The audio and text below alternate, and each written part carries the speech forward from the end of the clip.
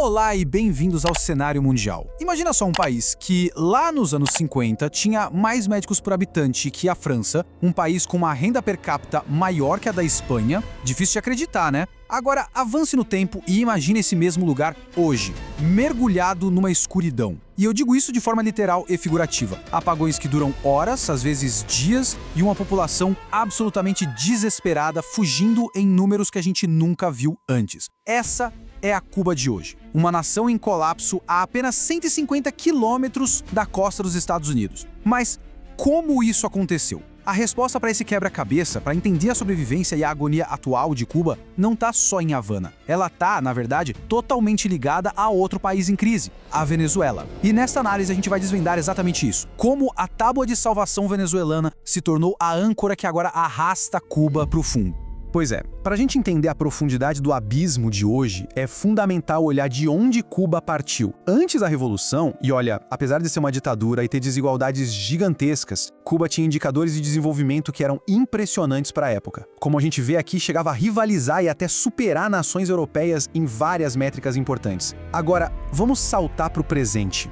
O cenário é de uma desolação total. A falta de liberdade política, que é uma constante há mais de 6 décadas, agora vem acompanhada de uma miséria material que é simplesmente esmagadora. A vida cotidiana vira uma luta pela sobrevivência, sabe? Uma luta para conseguir comida, para encontrar remédios básicos como um simples analgésico ou só para ter eletricidade para escapar do calor do Caribe. Em algumas províncias, a energia elétrica virou um luxo de pouquíssimos minutos por dia.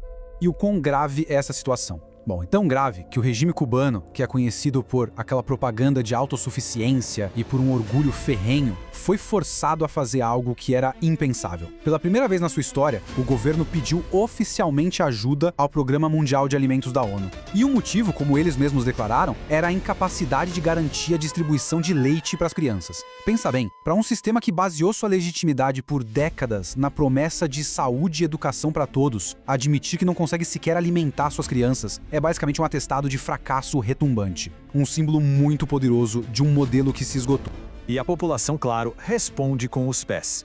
Diante de um futuro que parece cada vez mais sombrio, centenas de milhares de cubanos estão tomando a decisão drástica de abandonar o próprio país. Desde 2022, mais de 500 mil de pessoas deixaram a ilha.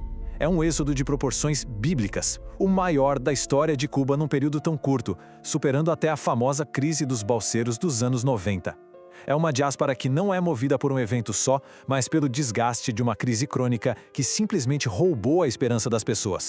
E para a gente colocar esse número em perspectiva, para entender o impacto demográfico devastador disso, 500 mil de pessoas representa mais de 4,5% da população total de Cuba. É como se, de repente, mais de 2 milhões de pessoas fossem embora da Espanha ou quase 10 milhões de brasileiros saíssem do país em menos de 3 anos. É uma verdadeira sangria de capital humano, de jovens, de profissionais, de famílias inteiras. É a resposta mais clara e definitiva que uma população pode dar quando seu próprio país se torna para eles um lugar inviável para viver e para sonhar. Ok, mas aí fica a pergunta. Se a situação é tão crítica, como é que o regime conseguiu sobreviver por tanto tempo? Especialmente depois do colapso da sua primeira grande patrocinadora, a União Soviética, lá no início dos anos 90. A resposta para isso está na capacidade extraordinária de Havana de encontrar um novo patrono.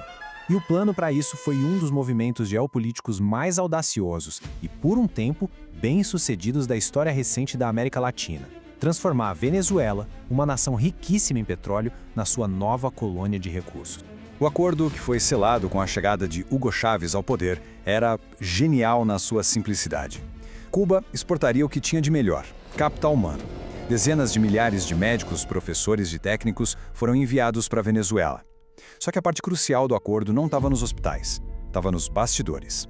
Cuba também exportou seu imenso aparato de inteligência e segurança para treinar, proteger e, na prática, controlar as alavancas do poder do regime chavista. Em troca, a Venezuela pagaria com o que tinha de mais valioso: petróleo. Muito, muito petróleo. E o fluxo, olha, foi torrencial. No auge dessa parceria, como o gráfico aqui mostra bem, Cuba chegou a receber mais de 100 mil barris de petróleo venezuelano por dia. Isso era muito mais do que a ilha precisava para o seu consumo. O que sobrava era revendido no mercado internacional, injetando dólares que eram vitais na economia cubana. Em 2014, essa revenda de petróleo chegou a representar quase 8% de todo o PIB de Cuba. Era a galinha dos ovos de ouro. Mas a má gestão crônica, a corrupção e as sanções internacionais simplesmente implodiram a indústria de petróleo da Venezuela. A produção desabou e os envios para Cuba caíram por um gotejamento. Talvez uns 30 mil barris e hoje, quem sabe até menos.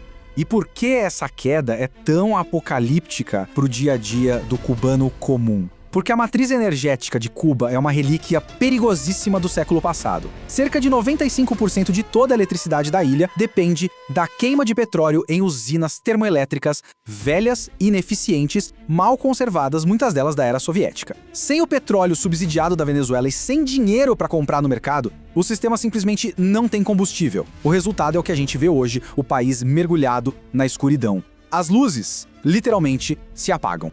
Mas olha, seria um erro enorme pensar que essa relação com a Venezuela foi um golpe de sorte ou uma aliança ideológica que surgiu do nada com Hugo Chávez.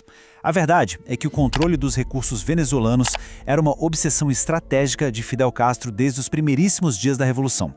A Venezuela, com suas reservas de petróleo gigantescas, sempre foi o prêmio máximo no tabuleiro geopolítico de Havana. A história dessa interferência é longa e persistente. Parece até um roteiro de filme de espionagem. Tudo começou lá em 1961, com uma tentativa de golpe contra o presidente democraticamente eleito Rómulo Betancourt. Fracassou. 3 anos depois, em 64, Havana foi sancionada pela OEA por contrabandear armas para guerrilhas marxistas na Venezuela. Mas eles não desistiram. Durante as décadas de 70 e 80, a inteligência cubana continuou operando, sempre buscando uma brecha no sistema político venezuelano. E então, em 1992, eles encontraram o homem certo, um jovem tenente-coronel chamado Hugo Chávez. Apoiaram a primeira tentativa de golpe dele.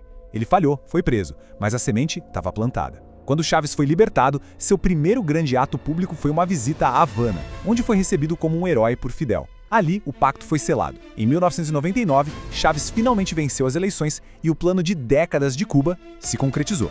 Essa citação do Fidel Castro, ela revela tudo. Não se tratava só de garantir a sobrevivência de Cuba. A Venezuela era vista como o motor financeiro para exportar a revolução para o continente inteiro. O petróleo venezuelano era o combustível para a ambição geopolítica de Havana. E por um tempo, eles quase conseguiram. Essa mentalidade, essa busca incansável por poder e recursos para sustentar uma ideologia, me leva a uma questão mais ampla. Isso me lembra muito as análises do livro Por que os Piores Chegam ao Poder, que explora exatamente como certos sistemas políticos e crises permitem que figuras implacáveis cheguem ao poder e se mantenham lá. É uma leitura, olha, fascinante para quem busca entender essas dinâmicas de poder que a gente está discutindo aqui. Fica a recomendação. Agora vamos virar o tabuleiro. Porque em Washington, muitos analistas e políticos chegaram à mesmíssima conclusão, mas com o objetivo inverso. Se a Venezuela era a chave para a sobrevivência de Cuba, então, para derrubar o regime castrista, era preciso primeiro quebrar sua linha de suprimento vital.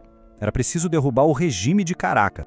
Essa estratégia foi consolidada sob o conceito da Troika da Tirania, que foi popularizado por figuras como o conselheiro de Segurança Nacional John Bolton. A teoria era simples. Cuba, Venezuela e Nicarágua não eram ditaduras isoladas, mas um eixo interdependente que se apoiava um no outro. A queda de um deles, especialmente do elo financeiro venezuelano, provocaria um efeito dominó que levaria ao colapso dos outros, culminando no Grande Prêmio, o fim do regime em Havana. E ninguém personifica mais essa estratégia do que o senador da Flórida, Marco Rubio. Para ele, que é filho de exilados cubanos, isso não é só uma questão de política externa, é uma missão pessoal. Desde que ele chegou a Washington, o objetivo principal dele tem sido o fim do castrismo. E ele concluiu que o caminho mais eficaz para isso não era a pressão direta sobre Havana, mas sim o estrangulamento do seu patrono em Caracas. A estratégia que ele ajudou a moldar é a de asfixia máxima, usar sanções e pressão diplomática para cortar o fluxo de petróleo e de dinheiro, deixando Cuba totalmente isolada e forçando um colapso que 60 anos de embargo não conseguiram provocar.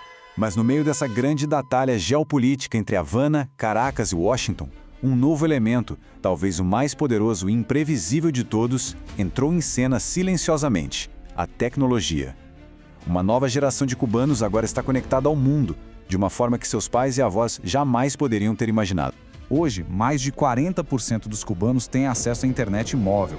Os celulares muitas vezes entram na ilha pelo mercado informal, e o acesso, que é caro, é frequentemente pago por parentes que moram fora. no que a gente poderia chamar de remessa digital. Essa conexão, mesmo que limitada e vigiada, está provocando uma revolução silenciosa, porque ela quebra o monopólio da informação que o Estado cubano manteve com mão de ferro por mais de meio século.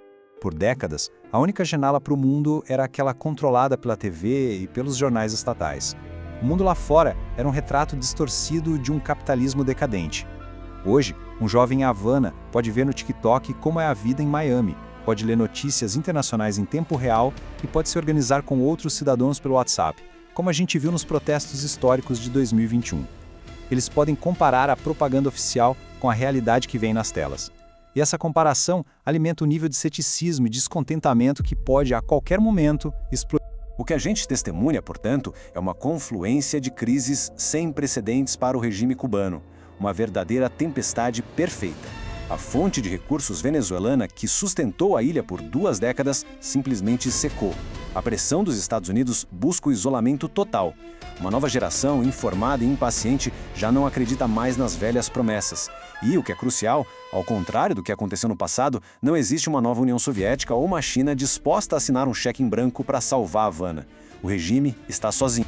A grande questão que paira sobre o Caribe é se essa combinação de fatores vai ser finalmente o catalisador para a mudança em uma das ditaduras mais longas do mundo, com a Venezuela em ruínas, sem um novo patrocinador no horizonte e com uma juventude que anseia por um futuro que seus líderes não podem mais prometer.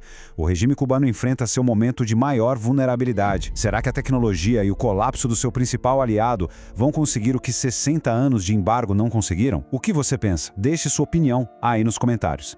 E se você gosta de análises aprofundadas como esta, não se esqueça de se inscrever no canal O Cenário Mundial. Muito obrigado e até a próxima.